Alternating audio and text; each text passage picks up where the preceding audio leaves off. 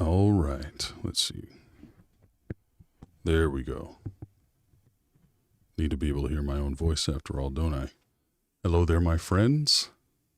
It is I, your boy, Mr. X Dreams. Been a while, as always. Just hanging out, been pushing this stream back for quite some time, but I finally was able to squeeze it in there. And I got this story I worked on last month that I want to read for you guys today. The loyal few that still tune into my channel whenever you get the chance here. And going to give it a couple minutes. I say, there's a couple of you around.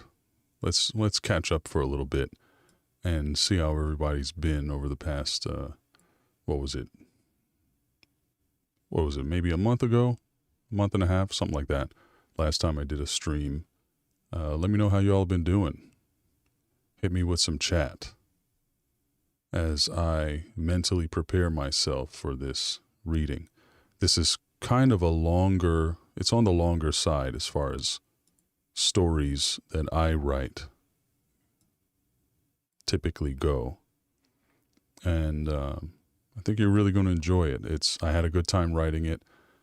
Yet again, it's one of those that I call twisted tales, and it's based on a classic, well-known kind of children's story.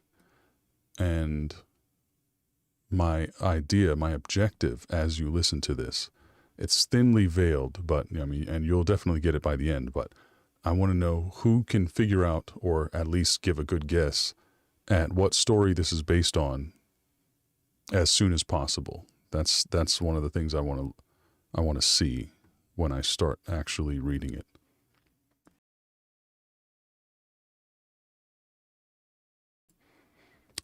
Oh, yes. Kristen, you found it's new to you, right? New old content. Art Bell. That was a radio host from way back in the day that did a series. I think it was on like UFOs and other strange, I don't know if they touched on cryptids at all. I feel like they might have. And I forget the name of the show, but my dad used to talk about that all the time back in the day. See if you can refresh my memory about Art Bell a little bit. Yeah. Aliens, paranormal. Yeah, that was a pretty cool show. I listened to a few episodes of it in my time. I remember my dad used to listen to it on the radio. I think when he was a cop, he was listening to that sometimes. Yeah, it's a classic right there. Brad, what is good, my friend? Jen, 1976, hello there, if you're still here, which looks like you might not be, but I'm glad you stopped in. I don't know, I either got to do more uploads or more streams to get more people into this, into these streams so that they, you guys know that I'm still alive. I do miss the old days of having like 40, 50 people on a stream, which for me was amazing. But, it is what it is. Even if it's one or two people, I still enjoy sharing some time with you guys. Hey, Jen, you're there. You know what? My lack of faith in you should be punished. I apologize, Jen. Thank you for still being here. I usually like to let a couple of people trickle in because I hate it when I'm like a third into a story and then that's when everybody starts kind of popping in. So if you guys would indulge me with some updates or some, the four of you that are here, if you would indulge me with some fodder that we could discuss and chat about in the meantime as we wait for a few more people to realize that I'm streaming, that would be amazing. Because this is a long story. I miss your face too, Kristen. Thank you. Yeah, this is a long story, and it kind of like, it starts off pretty intense, and it's pretty much that way the whole way. And I'm telling you, one of these days, I think I have to look back in my catalog, but I think I have at least 6 of these type of this theme of stories, like, reimagined, a dark reimagining of children's tales, which, everybody and their mother has done, but I do it in my own way, and I have fun with it. I think one day I'm going to kind of like retool these and put them in like some kind of anthology book or something like that all together. I think that would be really fun. But yeah, so whoever's here, how y'all doing? What's going on in your neck of the woods lately? I just turned 40, so that's a thing. For the last, 6 months or so, maybe longer, anytime something was happening that I didn't feel like dealing with, I said, hey man, I'm 40 years old. I don't have time for this. You know what I'm saying? Or, hey, I'm 40 years old. I don't need to be hearing nonsense like this, or, whatever. But now it's officially true. I can say that and not feel a little guilty. I was about 40 at that time, but now I'm officially 40. So I'm legal. I can say that now.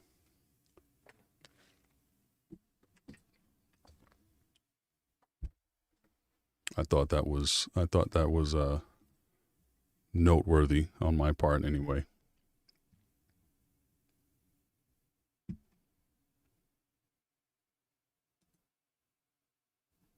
I'm not sure if am I like lagging or something? What's going on here? Feel like there might be something going weird. I'm going to test my latency real quick, just like back in the day. Thank you for the birthday wishes, Kristen. You're at work. Perfect. Okay. Long stories. So I hope your work is such that you can, you don't have to pay too close attention, so you can actually hear the story and listen. I want to do a test. I'm going to count from 5 to 1, and when I hit 1, I want you to type the number 1 into the chat if you're there. 5, 4, 3, 2, 1.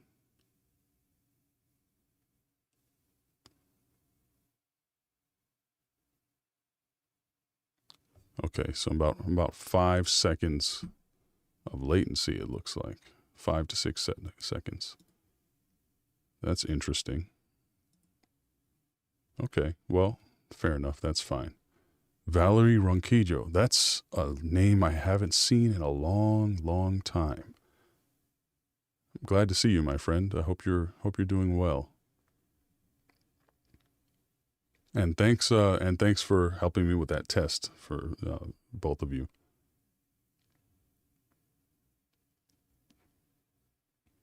Yeah, 40 is the age where you can officially tell people off. I do sense that, Yeah.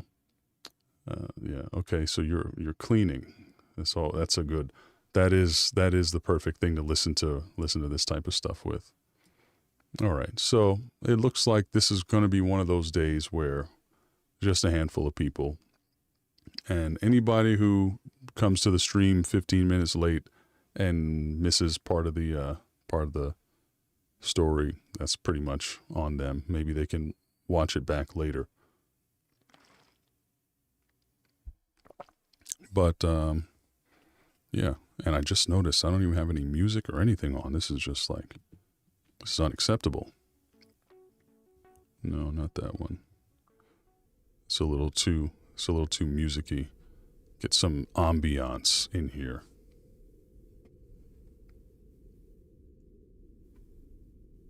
Yeah, Valerie, I'm glad to see you're still here.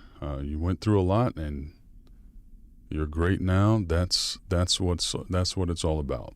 It's all about right now. That's what we got to do. Everybody, we've been through some stuff.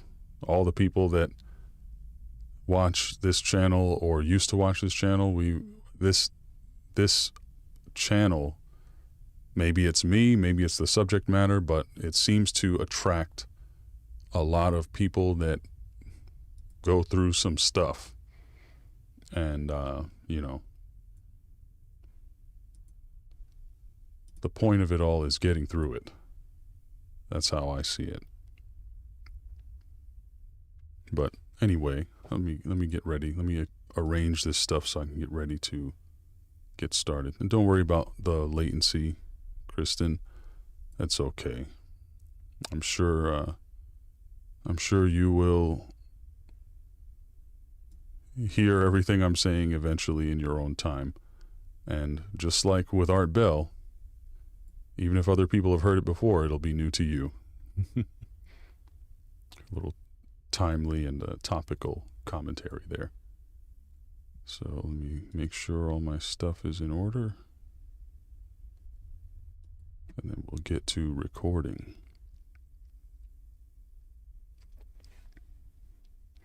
All right. Story time. Engage.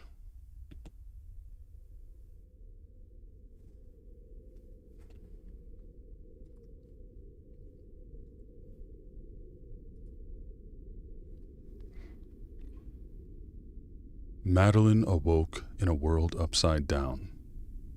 Above her head were the scattered contents of her bushel basket. Apples of various sizes dotted the dark, wet soil among patches of weeds and dead leaves.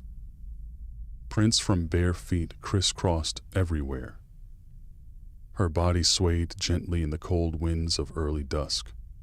A tight coil of rough twine rope wrapped around her ankles, digging into her skin.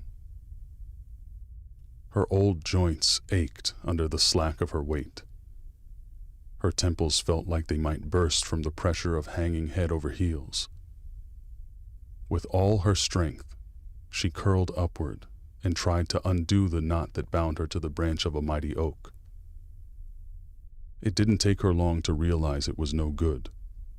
The knot was a calling card, a unique variation on a classic double constrictor known only to a select few. A knot she knew was all but impossible to undo once set in place and under load.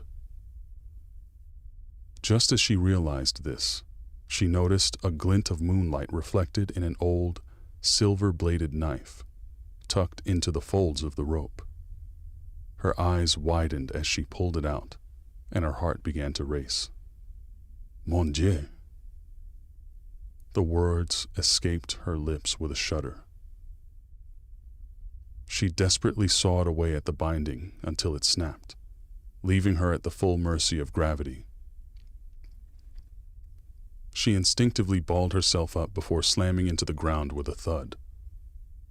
The earth was hard and cold, showing no consideration for her advanced age. Worrying jolts of pain shot through every limb, and even her organs screamed silently. Despite it all, Madeline knew she had to get home. She tried to scrape herself off the forest floor, her head darting about to find her sense of direction. A searing sensation blasted through her arm and sent her crashing back down after a loud pop. When she pulled her face out of the mud, she realized a jagged ulnar bone had poked through her right forearm, caked in black mud. A primal howl erupted from her chest as she cradled the limb. She clenched the ivory-inlaid handle of the silver knife, gathered the now loosened rope, and wrapped it over her back and shoulder, lashing the broken arm to her chest with an agonizing wrench. She knelt on one knee, steadied her breath, and closed her eyes. She locked the pain in her arm into a well-worn box she kept in her mind, focused on the breeze blowing through her snow-white hair, noted the slope of the hill beneath her feet. Her eyes crinkled open and observed the positions of the stars in the sky at the onset of night. With this, she set off toward home as fast as her stiff knees could carry her. As she moved through the woods, the pain in her joints dulled, overcome by a potent overcome by a potent mix of adrenaline and force of will.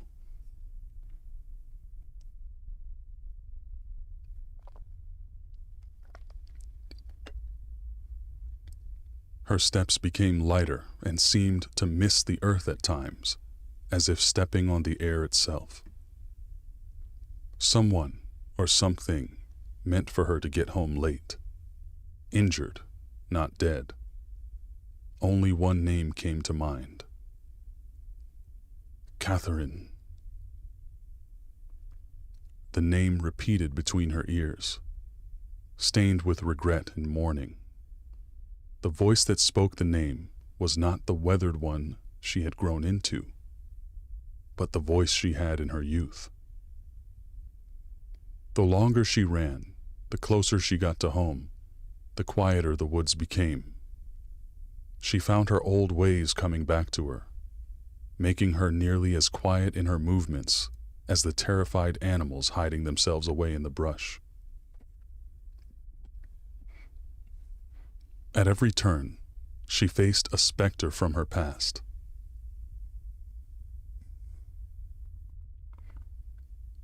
Echoing through the valleys, she heard the ragged, bubbling voice of her sister, pleading to end her misery.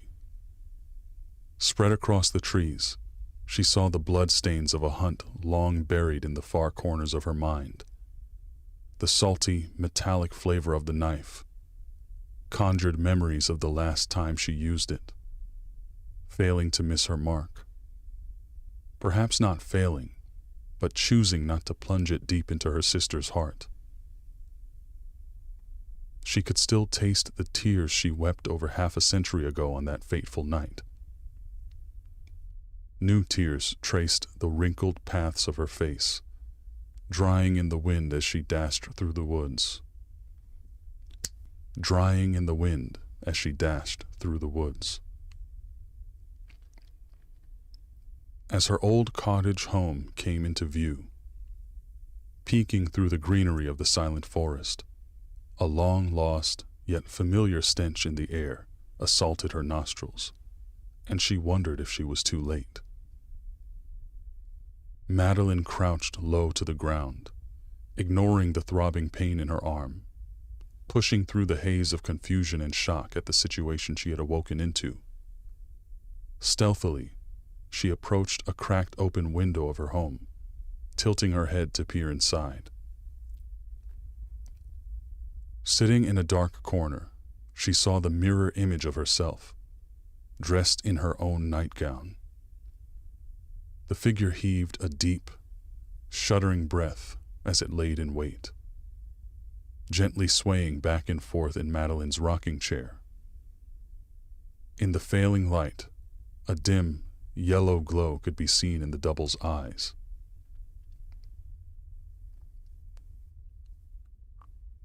The name came to Madeline's mind again, this time so strongly it almost escaped her lips. She covered her mouth and turned away from the window, her eyes squeezing shut in anguish and disbelief. Just then, her heart sank, and she heard the sound she had been dreading ever since she woke under the great oak tree.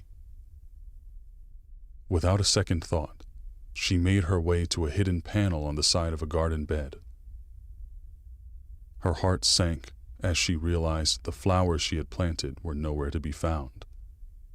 With her good hand, she quietly lifted the panel to reveal a relic from her past, one that would be crucial in the next moment.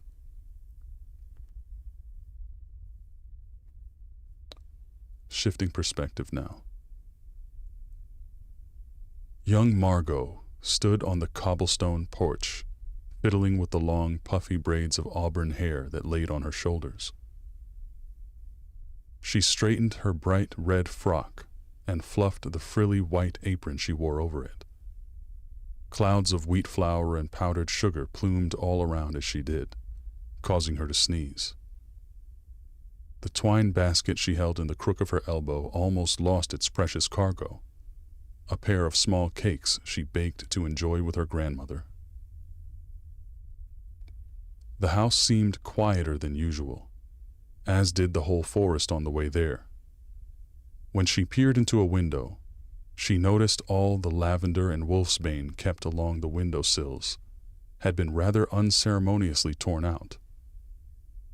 Splashes of fresh, dark soil were scattered all around the place in a display she had never expected to see at her granny's cottage. As Margot went to open the door, a deep, dark chill ran down her spine, a sensation she had never felt before, but it was undeniable. Her brow furrowed, and she found her hand unwilling to move toward the brass knob on the door to her granny's house.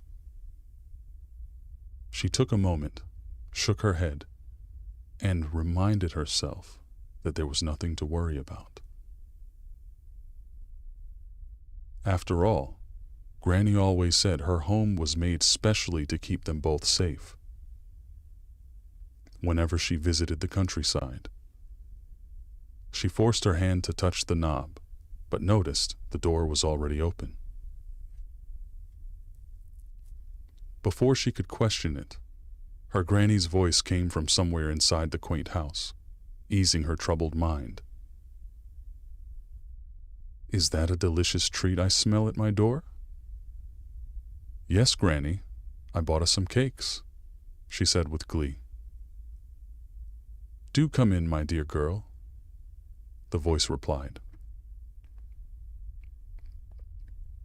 Relief washed over Margot's little heart as she finally stepped through the threshold and into the cozy front room. She found her grandmother rocking gingerly in her favorite chair, staring at her with a faint, oddly strained smile. Young Margot knew her granny was not feeling well as of late, but as the old woman peered at her from the shaded corner of the room, lit only by the last lingering rays of sunlight and flickering candles, there was an uncanny air about her. Something was different, but the girl couldn't quite put her finger on what. If nothing else, the elderly woman seemed healthier than the girl expected. Hearty and well-fed, even. "My Granny, you look so well. Mother told me you were recovering from a bout of something or other." Her voice, full of the innocence of youth, pointed out curiously. The shadowed figure in the corner stared as if in deep thought. Margot thought she saw the glint of a tear rolling down her grandmother's stone-still face. "So beautiful. You look just like we did, ages ago," the old woman said softly. "Where did you get those green eyes from?" she questioned playfully. "What do you mean, Granny?" "Why, I guess from Grandpapa," Margot replied, confused. Don't you remember him?" "Right about now, I wonder if coming here was the right thing to do. Maybe my bitterness got the better of me. Too late now, in any case." The woman's voice seemed to deepen and scratch as the words spilled out. A shaky breath escaped the old woman's lungs as she tightened her grip on the rocking chair's flimsy arms. The wood began to crack and splinter. In the dim, golden candlelight, her fingers seemed to buckle and stretch. The coarse sounds of groaning and splintering bones slowly filled the room as the rocking chair bowed under increasing weight. Granny's legs spread apart, and her back twisted over on itself with a great snap, and she let out a horrifying moan. Her shoulders tilted and her neck broke, leaving her head a dangling, useless-looking appendage with eyes rolled back. Dark blood seeped from her teeth and from under her fingernails, which slowly grew into sharp lengths of obsidian.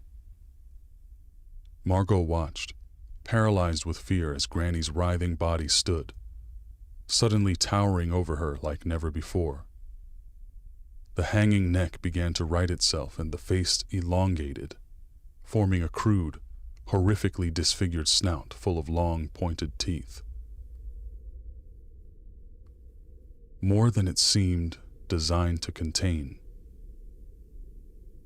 The jaw dropped open and slammed shut with a sound that jolted Margot's body, causing her to fall down onto her bottom. Unable to take her eyes off the monstrosity that stumbled around in front of her. A hot billow of steam wafted from the hulking creature's mouth, and she felt soiled wherever it touched her.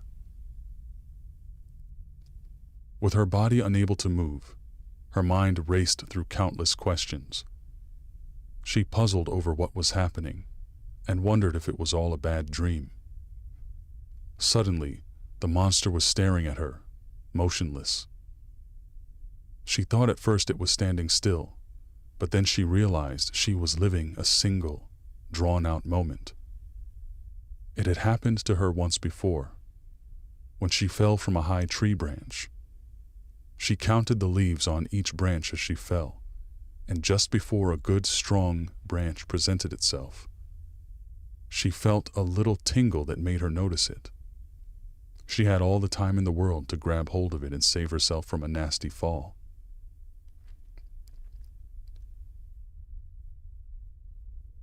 This time, in her grandmother's cottage, cowering before a beast she had only ever heard of in stories, the big, bad wolf. The tingle was telling her to get up and roll forward. Margot threw herself head over heels and tumbled between the creature's bent backward legs, just before its massive hands came crashing down where she once laid. At the same time, the oiled fabric and wooden frame of the window burst apart, revealing a familiar silhouette. Granny Madeline dove through the window, landing with the grace of a house cat. She crouched between Margot and the wolf, blood dripping from her arm, which was bound to her chest with rope. A silver knife was clenched in her teeth, and her uninjured left hand held an ancient-looking crossbow. "Catherine," she pleaded. "Not like this." She looked back at the scared girl for a moment with pleading eyes, then back to the beast. "Not like this." A low growl shook the walls of the old cabin as the monster began to speak. "Ah, so now you're ready to do it. Is that right, sister?" The wolf's tone was almost joyful. Madeline stood, with her shoulders raised like a scared cat. The crossbow was trained on the massive staring face, wavering as it spoke. "Why now, and not when I begged you to stop this? When you decided to trade one big bad wolf for another, instead of completing our sacred mission?" The creature's claws tore across the floor, destroying the boards. "Catherine!" Madeline's voice was hoarse and shaken with guilt. She pulled the trigger, but nothing happened but a dry, rusted click. "Matt!" Madeline gasped. The wolf's eyes flashed yellow in the failing light of dusk. With a violent motion, it spun the full weight of its body, sweeping its massive tail across the room like a bludgeon, knocking over candlesticks and plunging them all into darkness. Margot continued to watch on in horror as her granny disappeared into the gloom. Metal clanged against claws of bone. Even as her eyes adjusted to the low light, it was hard to keep track. The once gentle and frail woman she knew leapt about the room like a wild hare, swiveling and diving in every which way. Every movement she made was calculated, and she never missed a step. The monster's radiant yellow eyes darted around like mad, seemingly in a perpetual state of pursuit, never quite catching up. Madeline threw herself into a one-handed cartwheel as the wolf swiped, just missing her legs. When Granny landed, she was in the corner near her bed. She pulled a gnarled rope with all her might, and a series of cuckoo clocks opened all along the room. And a series of cuckoo clocks all opened along the walls at once, followed by a lot of hollow clicks.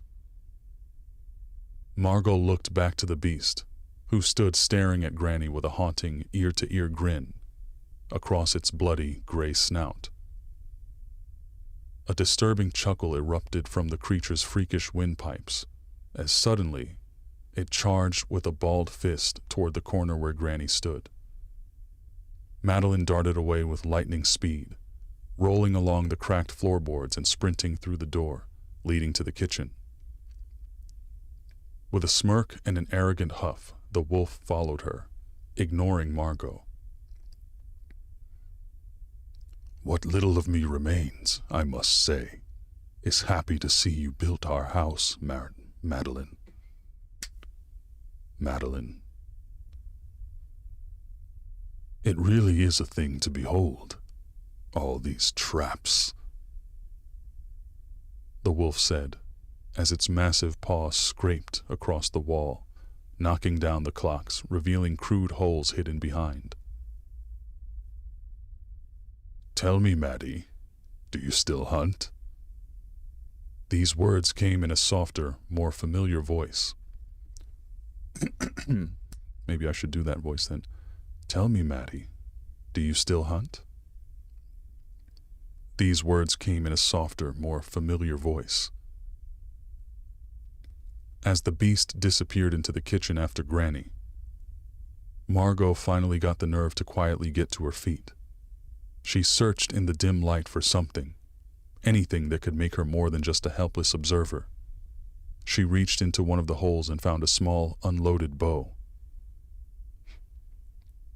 She checked under the mattress, and she couldn't find the butcher's knife that should have been tucked away there. When Madeline's pained voice rang out from the kitchen, Margot decided to go to her aid, empty-handed. Switching perspectives again.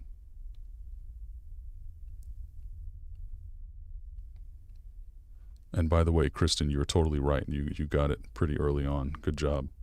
I have not actually done Little Red Riding Hood before, but as you can see, now I have.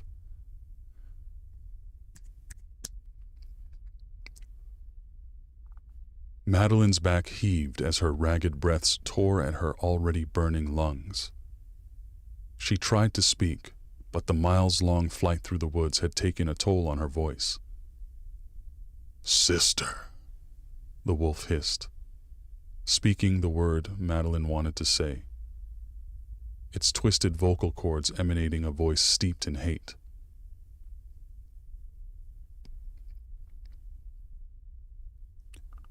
How can you call me that? What kind of sister allows this? Leaving me to wander the earth a half a century as an abomination. The very thing we once hunted together.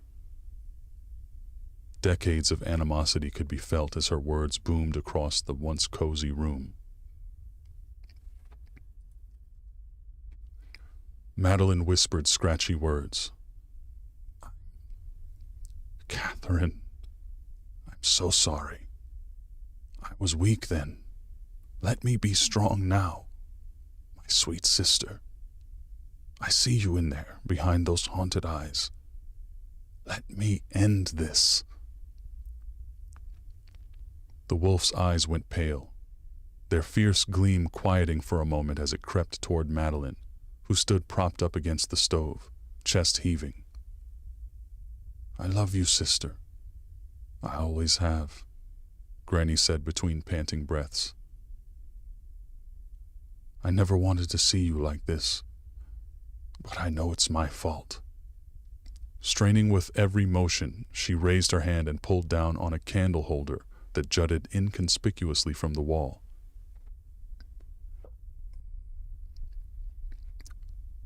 The implement tilted down and a series of doors opened across the ceiling.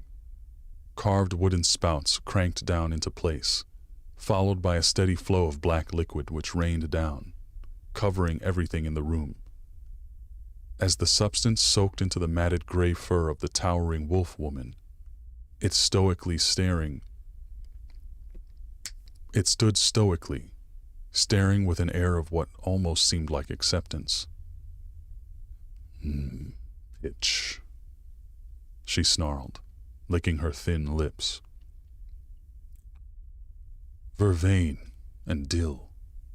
A lovely infusion, but no good for fighting a werewolf. With a heavy step, Catherine moved closer to her sister. You should have known that. Or did you think I would never find you? One never knows what beasts may come, sister. The pitch will do its job. May your soul forgive me. Madeline cranked the candle holder further, and the wooden gears clicked sharply in the wall. A hollow thump shook the rafters above their heads. Another clawed step rocked against the floor.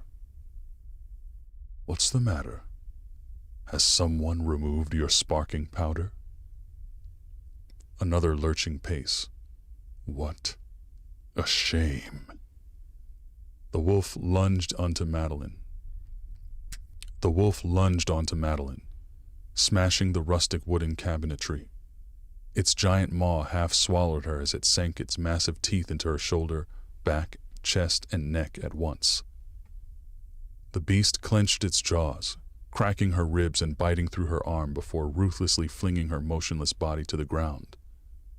Madeline's weak, gurgling voice echoed faintly in Margot's ears as, again, she watched on, paralyzed in fear, her hands clasped tightly over her mouth.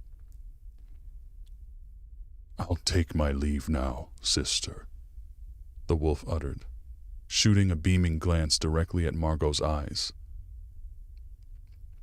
The girl's presence clearly not forgotten.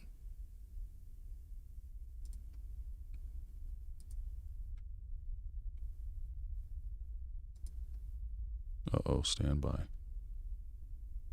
Looks like my document app is completely glitching out.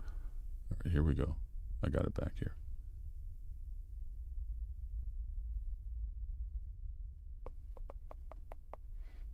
All right, now I just got to find where I was. There we go. Okay. Not forgotten. You should talk to your little visitor before it's too late.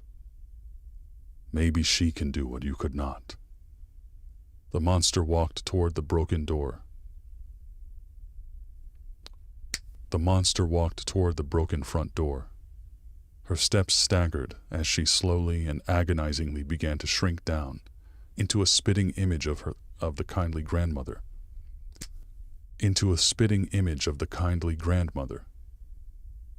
Bones re-broke themselves, snapping and jutting into place, sending spurts of dark blood into the air.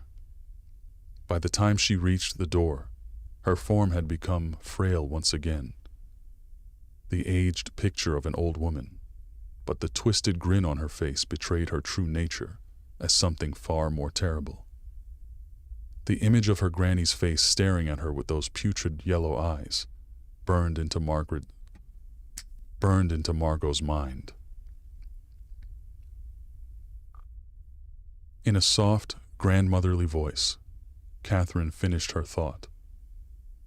Or maybe you'll give me a fair fight next time we meet. It matters not to me either way. Goodbye. Margot wasn't sure who Catherine had addressed with her departing words. After the beast had gone, Margot finally found herself able to move again. She dashed across the floor, desperately pulling at the broken wood until her grandmother's bloodied form was visible. With a pained groan, she pulled the woman's limp body out of the wreckage. The old, defeated form looked nothing more than a carcass one might find in the forest. As Margot begged her grandmother to wake up, she heard a strange She heard a strained gasp of air and felt a weak rising of her chest. Madeline's now mangled left arm wobbled off the floor, reaching out feebly toward the silver knife. Margot quickly retrieved the knife and placed it in her granny's hand, but as soon as the silver touched her, a guttural, almost doubled howl erupted from her with shocking intensity. Margot's jaw fell open as Granny's eyes began to roll in their sockets, glinting with a pale golden light. The young girl's heart shattered into countless pieces as she realized what she would have to do. Madeline would never want to be a monster. Her broken arm... What happened there? I think my music just restarted. Her broken forearm bone began to slide back into place. Margot watched the wound... Oh my gosh. Margot watched the wound... I put a tongue twister in this freaking story. Margot watched the wound mend itself with unnatural speed. Panting, she turned the knife on her grandmother's chest. The tip of the blade shook as the girl sobbed, struggling with the impossible choice before her. Just as her will began to falter, before she lost her nerve and fled the house, a weathered hand came to wrap around hers. The old woman's eyes fluttered to life, their yellow glow brightening slowly as she focused on Margot's pained expression. "It's okay, child," Madeline said, an arcane vitality building inside her. "I never told anyone this, but many years ago, before even your mother was born, I sat exactly where you sit right now." She motioned to the open door. "In my moment, I chose to run away. I hoped I would never have to face it again, but look where it got me." Margot's eyes filled with tears. "I ran for years and years, hoping to escape, to start a new life.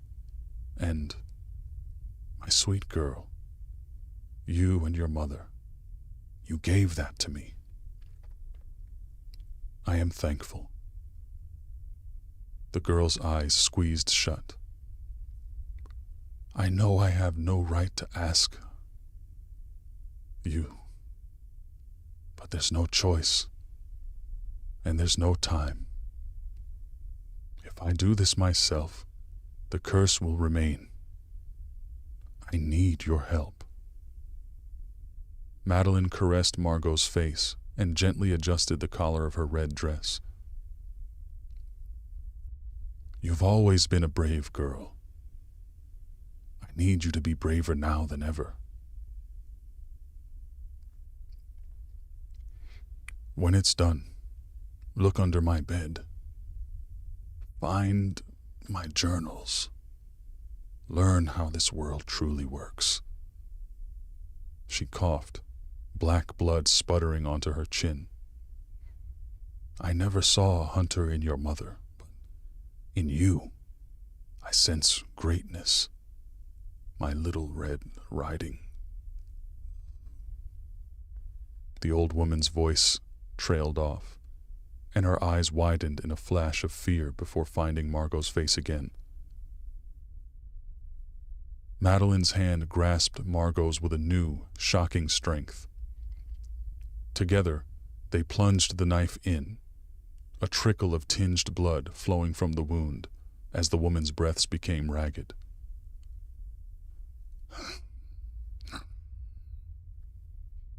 "I love you, Margot. Please, tell your mother she will be in my heart for all eternity, right next to you," she said as the light faded from her eyes. "Hurry along now, before I turn all sour." Margot's small hands touched the body tentatively as if expecting her to wake up again. In the moonlight, she could see the fresh wounds opening back up. The unnatural vitality left the old woman's tired frame as her chest sank for the last time, leaving the young girl alone in the dark.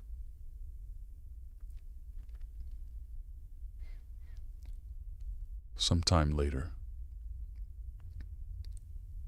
a little boy walks through the woods with a smile on his face. Sunshine dapples the forest floor through the treetops. He's so close to the lovely music he hears in the distance.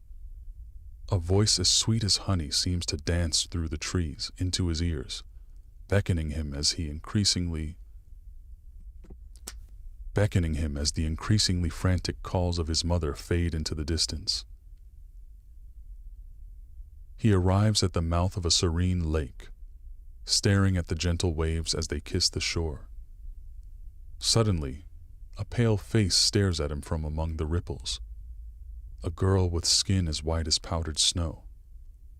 He wonders how she breathes with only her eyes peeking above the surface. The song is all he can hear as his shoes soak in the frigid water. The cold saps away at him as he trudges in, the beautiful, delicate face always seeming to be just out of reach. As he feels the icy chill rise to his chest, a hand comes to rest softly on his shoulder, snapping him out of his trance. Suddenly, his body screams at him about the deathly cold water. His nose and lips turn blue and he begins to shiver. "Go and find your mother, little one," an older girl's voice commands him. Her tone is caring, but leaves no room for even the shadow of an argument. The boy looks up at her and feels a pang of terror for just a moment. Something about this girl makes him want to flee, screaming, despite her kind tone. The girl wears a dark red cloak, which soaks up the cold water. A bushy, gray pelt of long fur adorns her shoulders, reminding him of a shaggy old dog that lives on the farm at the edge of town. In the darkness of her hood, a single emerald green eye reflects a warm drop of sunlight. The girl smiles gingerly, pulling the ragged hood back, revealing a head of auburn hair against a tanned, weathered face that seemed aged a bit beyond her years. The light reveals her other eye, unseeing, clouded, pale, and scarred. "Run along now," she says, this time giving him a gentle push toward the shore. He staggers out of the water, keeping his eyes on the girl. As he goes up the hill, the pretty face in the lake begins to rise up. Revealing a horrible sight. An elongated neck, lined with vicious fangs that seem to reach out for some unseen prey. A twisted abomination of the female form, undulating in a perverse display no child should ever have to witness. A faint sparkle of light catches his eye as the red-hooded girl raises a curved blade from beneath her cloak, and the boy tumbles over the hill, rolling down, until coming to rest at his mother's feet. She picks him up, gasping desperately, holding her son to her bosom, wondering why he can't take his eyes off the hilltop whence he fell.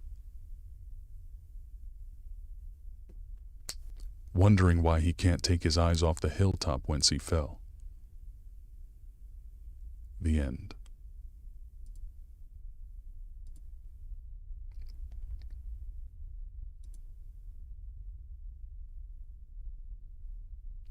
Man, that was a long one. Actually took a little bit longer to get through than I was expecting. Let me just save that real quick. So, Mad Granny. Another one recorded. That was like a 38-minute recording. It's definitely going to be shorter once I edit it because I made a few mistakes there, as you guys might have heard. And let me see. Let me catch up with the chat here real quick. I see a few messages. So, tell me what you guys thought about that. I'm pretty proud of it. I like it. Hope you guys liked it too. So let's see here. Yeah, Kristen, you definitely called it. Yeah, that is funny because the regular children's version is pretty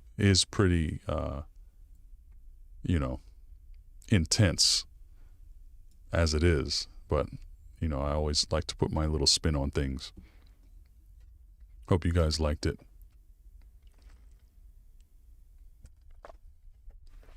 I kind of wish that I could see that visually. Like, I really like the idea of, you know, this whole thing kind of came to me a couple months ago, when I imagined, you know,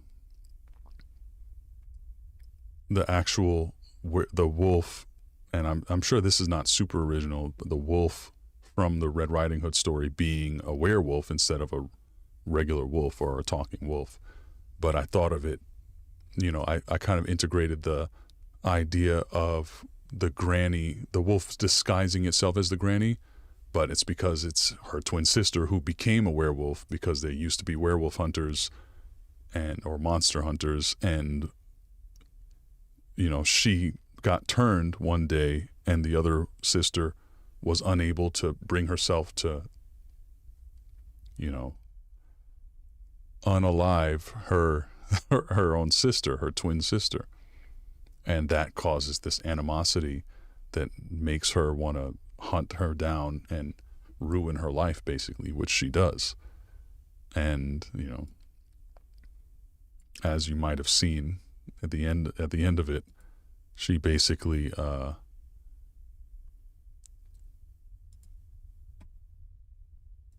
ends up inspiring Red herself, named Margot in this story, to become a monster hunter herself, and presumably she hunted her aunt down, or grand aunt down, and was able to successfully kill her, but lost an eye in the process.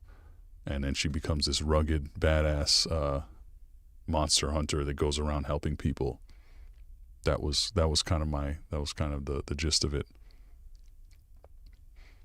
Yeah, I'm glad you guys liked it. All three of you. I appreciate you guys for listening to that. Hopefully, I mean, if I get around to actually redoing the, you know, kind of editing it and putting in a few sound effects and stuff like that, maybe do some AI imagery to supplement it. I might do a whole video and maybe a few other people get to see it.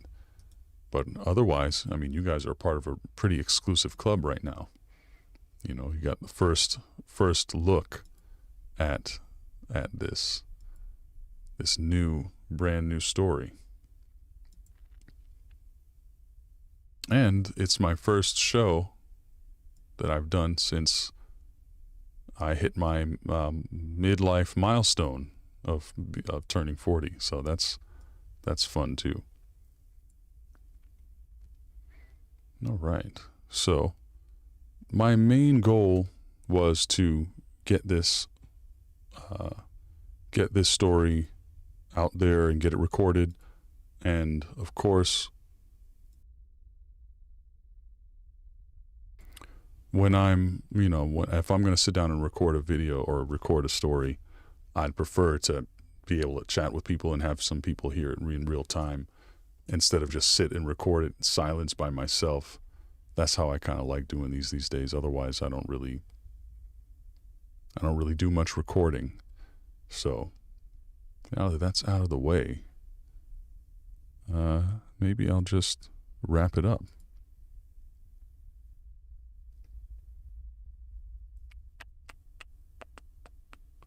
Yeah, and next time I'll probably stream once I have another story ready. I have a couple of other twisted tales that haven't been written yet, but are it's just kind of like in my mind, in process. I kind of let them sit there and marinate for a while before I actually make them or write them out. And that's kind of the way I've been doing it lately. No, midlife milestone. I mean, I expect to survive until maybe 90. And turning 40, you're about halfway there. I mean, who are we kidding here, you know? It's okay. I'll if I'm 90 and, you know, I think I'll probably be about done. I'm not going to be, unless I'm like super jacked or something when I'm 90, I'm not going to be struggling to maintain my life force at that point. I think I'll be ready to retire from life. You know what I mean? Unless I'm just really healthy at the time, in which case I'll just be happy to keep on rolling, you know? It is Friday the 13th, isn't it? I really should have leaned into that, Kristen. I didn't even realize until just now. Yeah, definitely didn't realize that at all. But hey, you know what? That's maybe retrospectively the story is even creepier now because you realize it's Friday the 13th. But yeah, I do not really have anything else to talk about or to chat about. So with that, I mean, I would like to thank you all for hanging out with me for the past hour, chilling out. I will talk to you guys on the flip side. And, you know, thanks for being there. Thanks for being who you are. I'm glad to see you guys are doing well, that you're safe, happy, healthy, I hope. Calvin, I didn't even greet you, Calvin. My bad. Thanks for stopping by. Calvin, Kristen, Jen, Valerie, and Brad, who was here in the very beginning. I appreciate you guys, and hope you all have a great rest of your evening. And yeah, always remember, I'm Mr. X, and may your nights be full of dreams. Take care, my friends.